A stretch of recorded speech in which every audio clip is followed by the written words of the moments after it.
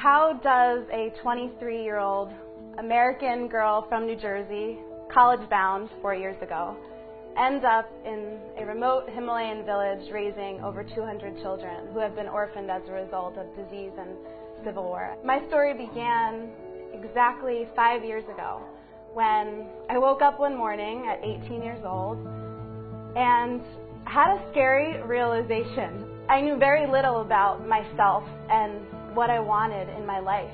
So I packed up a backpack with very few belongings and I decided to take a trip around the world. I had never really traveled, never left my country.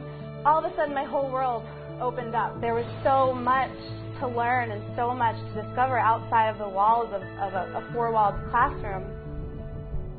I was walking down the road one day when I locked eyes with this little girl. Her name is Lalkota.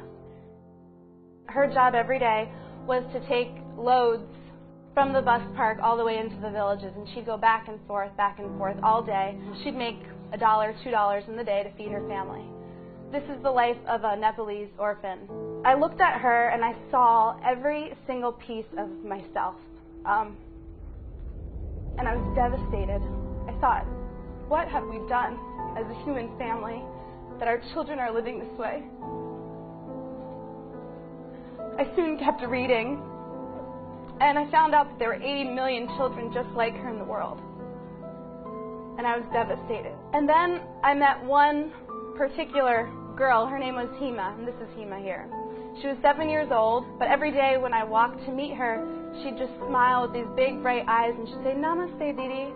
And I thought for the first time, okay, Maggie, forget the 80 million. What if you just started with Hema? Is there something that you can do to change the life of just one child? And I thought at 18, and as the entrepreneurial mind that I have, okay, I can do that.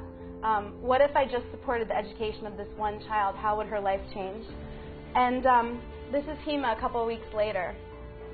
I put her into school and followed and tracked her progress.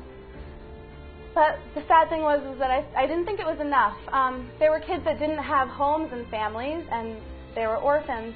And one day I had this idea. I found a piece of land, and it just happened to be $5,000. And I wanted to build a home for orphan kids, a home and a school and a base. I called up my parents and I said, "Can you send me over my $5,000 of life savings?" I had saved up from the time I was about 6 years old, every penny. I babysat starting from the time I was 12 to when I was 18. And sure enough, they wired over that $5,000, and I bought my first piece of property in Nepal.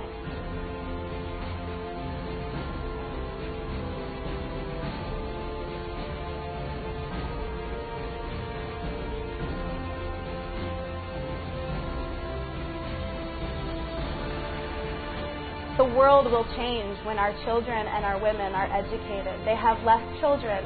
They raise better families. They raise more educated children. Their disease, everything decreases. Poverty levels, communities and villages change. And the thing about this work that I do is that it's very addicting. So I thought, okay, one kid. If I could do one, why not 10? What if my dream was to walk across this dry riverbed one day and not see a single child breaking stone? That's what I want.